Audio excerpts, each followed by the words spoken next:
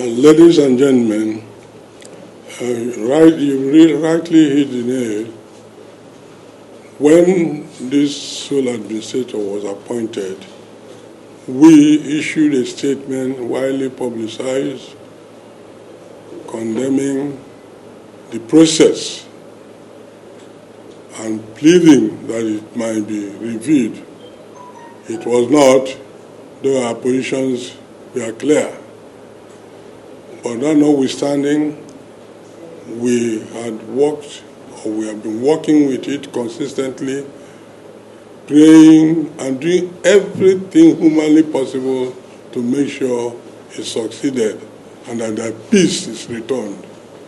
Because we are particularly encouraged by the resolution of the National Assembly that at the completion of the time, provided there is peace, they will revert to the old process, recalling the governor of the state.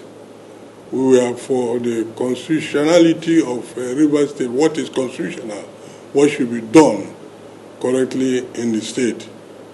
So having been assured of that, we've been working consistently until this recent bombshell. To be precise, on my part, on the 7th of March, I received a letter from the administrator, generally appealing to stakeholders, intending to invite us to a meeting. The letter was dated 30th October, though it was safe hand delivered on the 7th at about 3 p.m. to my house. I wasn't there, but they read it over to me. But surprisingly, yesterday, there was an announcement that the sole administrator has appointed or cancelled the appointment of service commissioners, civil service commissioners, and so on, and has appointed administrators. We are wondering, the first appointment we are virtually questioned, but because it was done by the president, what powers, what rights have the sole administrator to be an executive, to start reappointing administrators at the local government level and the civil service commission? So we couldn't understand the rationale behind it. But then things began to unfold. There was a high court judgment on ruling on the 8th that the court will give 14 days period to the sole administrator because people took him to court, challenging his authority to appoint administrators at the local. Rivers said that we've never used that statement before. We've been preaching for peace and accord. We're still preaching for peace. But for instance, I'm coming out plainly to accuse him now. Initially, we would have probably made a palliative statement. But we are saying, I am saying, I'm not that Wike is the architect of all these things. He has watched. Mr. President has traveled and is not back. He's now swept debt, heaps of debt, piled up somewhere, waiting for Mr. President to come and clear. Him and all those that they are alleged are supporting him, whether in the presidency or in the National Assembly, the Senate, or the House of Rep.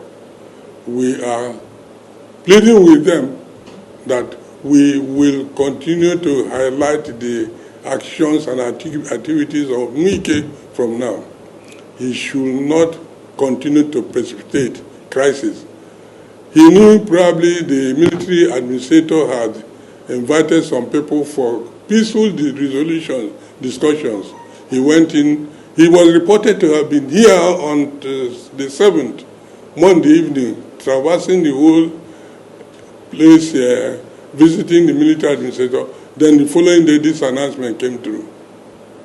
So he is I'm holding him responsible for all the crises in River State. Wike is and when the time comes, probably there will be ways of dealing with it. I will remember what Nigerian leaders, a popular Nigerian leader used to say. Dr. Nnamdi Kanu, when he was alive, used to say that a parable in Yoruba, incidentally the parable is in Yoruba language. He used to say, Surulere, Surulere, be quiet silently, be silent, be quiet, be silent, be quiet. Surulere, Surulere. And I'm going to borrow the words of Dr. Nnamdi Kanu to say, Surulere, Surulere, to all those who are involved in our activities. On our own part, we continue to pray. We continue to look up to God. We believe this is our state, and we must rescue our state. So there's nothing that will be done physically. It is just to hope and pray. We cannot go physical. Physical, like action, lawsuit. Well, a lot of things have been done, but as you know, the justices, some of them, few of them, have laid their robes as on the ground as stepping stones for some politicians. Unfortunately, and that is true, some of them, few of them, have laid their robes on the ground as mounting guard of honor. When we started as a Rivers Elders and Leadership Forum, we did write, when this and the problem initially started, we did communicate in writing to both the warring parties, Governor Wike and Governor Fubara. We wrote to them in writing, pleading to meet with them. But unfortunately, we didn't have the cost of receiving a reply from any of them.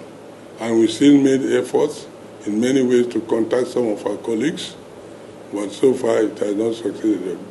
But we played it down, pursued other avenues quietly before the thing escalated outside the state. But we are still trying, and we hope to try. We hope to continue.